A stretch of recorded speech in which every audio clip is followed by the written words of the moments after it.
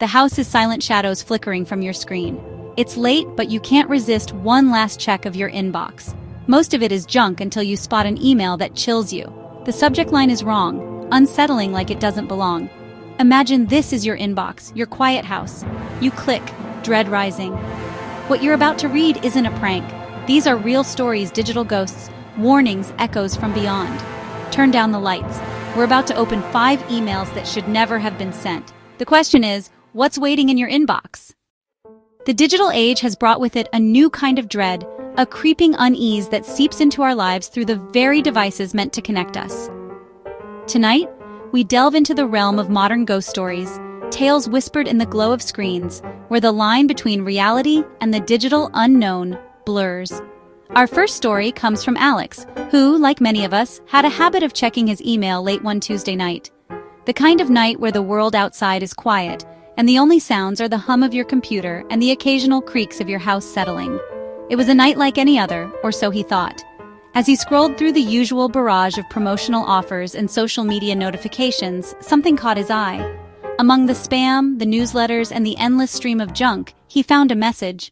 It was unlike anything he'd ever seen before. The email was stark, minimalist, almost unsettling in its simplicity, with no sender, no subject, just a void staring back at him from the screen. Curiosity piqued, he cautiously opened it.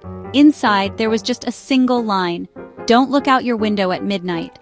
The message hung there, suspended in the digital ether, a chilling command that seemed to vibrate with an unseen energy. A shiver ran down Alex's spine. He tried to reply, to ask who had sent this cryptic warning and why, but the address didn't exist. The email bounced back, an error message mocking his attempt to find answers. He glanced at the clock in the corner of his screen. The clock crept toward midnight, each tick of the second hand amplifying the growing sense of dread in the pit of his stomach. The warning echoed in his mind, a relentless loop of those 7 words, each syllable laced with an unspoken threat. He tried to rationalize it, to dismiss it as a prank, a glitch, anything but what it felt like, a genuine premonition. He tried to ignore it, to distract himself with other tasks, to bury the fear beneath layers of logic and reason. But fear grew, an insidious vine wrapping around his thoughts, constricting his breath as the hour approached. The closer it got to midnight, the harder it became to dismiss the message. What if it was real? What if something was waiting outside?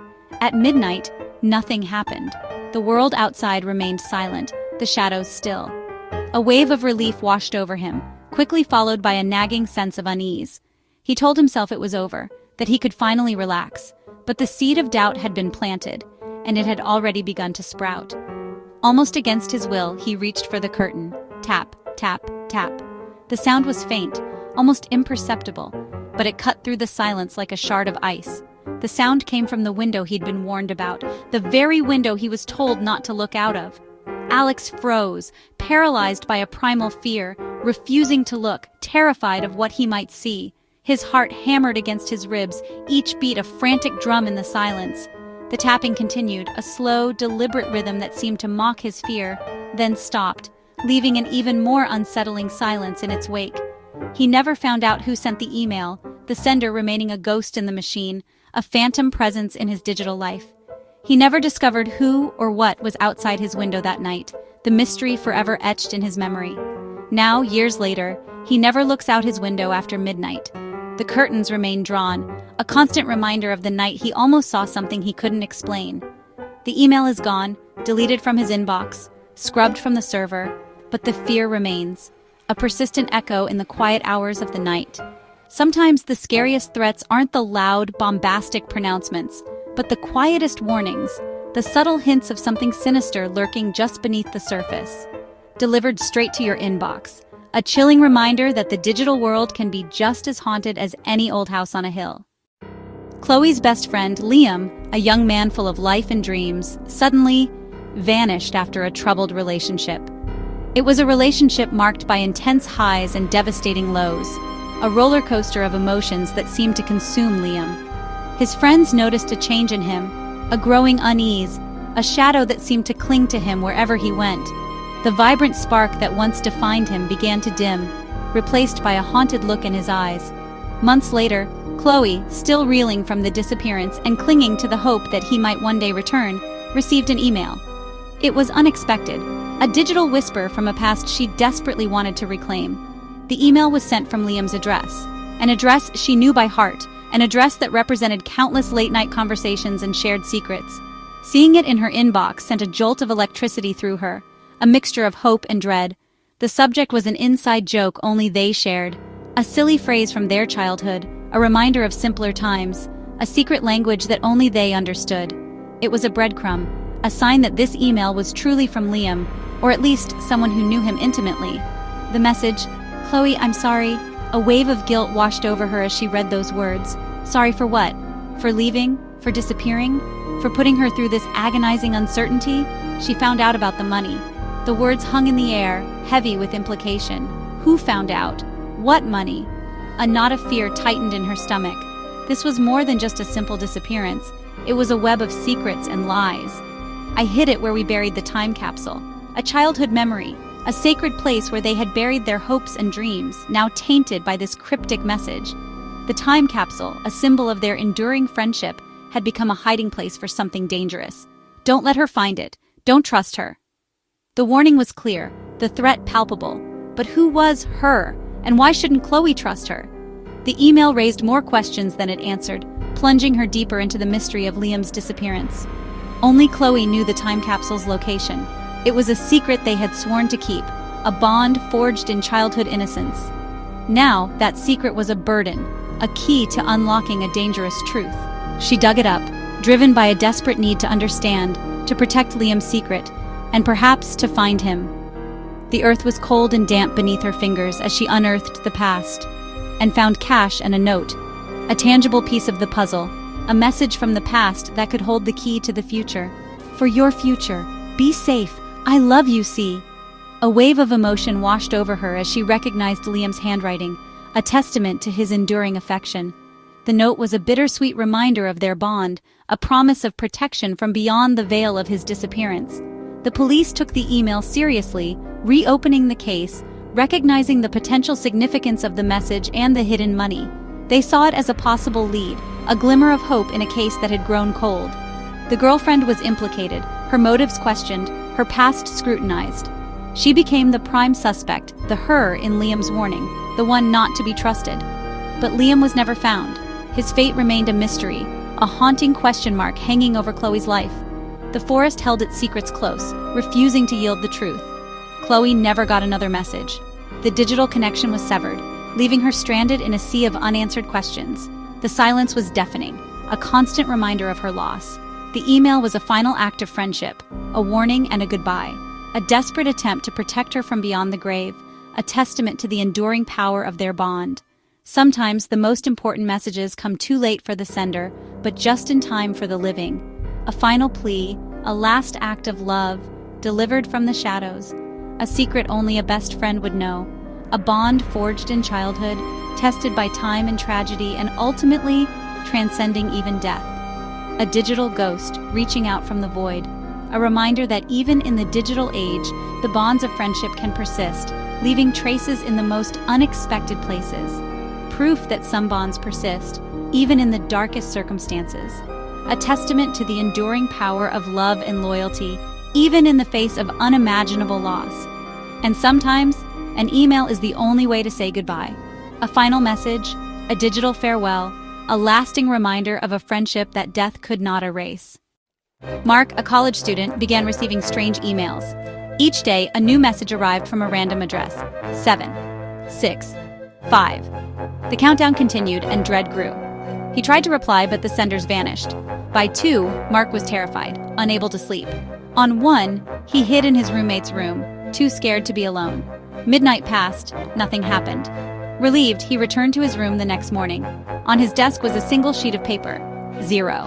Someone had been inside while he hid. He never learned who sent the emails or what would have happened if he'd stayed. The countdown ended, but the fear never left. Sometimes the scariest threats are the ones that never explain themselves. A silent game, played through your inbox, and you never know when it will reach 0. Imagine the unsettling feeling of receiving an email. It's a common occurrence in our digital age, but what if the sender was someone unexpected, someone impossible? What if that email was from you, an email seemingly from yourself? The sender's address matches your own, The name displayed is undeniably yours. It's a digital paradox, a glitch in the matrix, and the contents are about to turn this unsettling feeling into full-blown dread. That's precisely what happened to our next storyteller. He opened his inbox, expecting the usual barrage of messages, but one stood out, a digital anomaly that would unravel his sense of self. The subject line was his childhood dog's name, a name he hadn't seen or thought about in decades. A wave of nostalgia washed over him, quickly followed by a chilling sense of unease. How could anyone know this? It was something he hadn't mentioned in years, not to anyone. This wasn't a lucky guess. It felt like a violation, a glimpse into the deepest recesses of his memory. The message itself was a list of secrets, things he had confided in no one, buried deep within his subconscious. Passwords, not just for online accounts but for old email addresses, forgotten forums, digital keys to his past.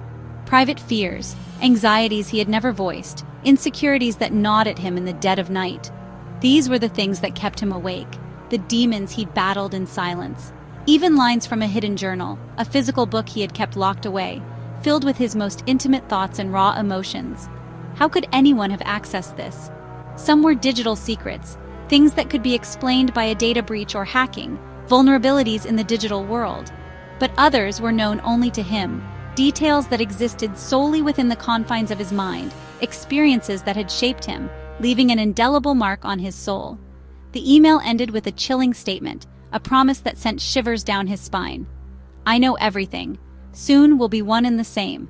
The line blurred between him and this unknown entity, a merging of identities that threatened to consume him. You won't even notice the change. A subtle takeover, a gradual erosion of his personality, until he was nothing more than a puppet controlled by this digital puppeteer. No demands were made, no ransom requested, no specific actions outlined. Just a chilling promise, a looming threat that hung over him like a dark cloud, poisoning his thoughts and actions. He changed every password he could think of, a frantic attempt to lock down his digital life, to create impenetrable barriers against this unseen intruder. RAN scans, multiple virus scans, malware detection, anything to find the source of the breach, nothing. The system was clean, yet the violation had occurred. The email, the source of this terror, came from his own address, a digital ghost in the machine, an impossible sender. There was no one to block, no sender to blacklist, no way to sever the connection to this digital doppelganger. He became paranoid, constantly looking over his shoulder, questioning every interaction, every online transaction, questioning his own memories, wondering if they were truly his, or if they had been implanted, altered, or manipulated by this unseen force. He left himself notes, reminders of who he was, what he believed, desperate to anchor himself to reality, desperate to prove he was still himself, that his identity hadn't been completely stolen, that he wasn't just a shell of his former self. He never got another message, the silence amplifying the fear, the unknown more terrifying than any explicit threat. But the damage was done. The seed of doubt had been planted, and it was growing, slowly but surely, consuming him from the inside out. The digital doppelganger had planted a seed of doubt, a question mark hanging over his very existence, forcing him to question everything he thought he knew about himself.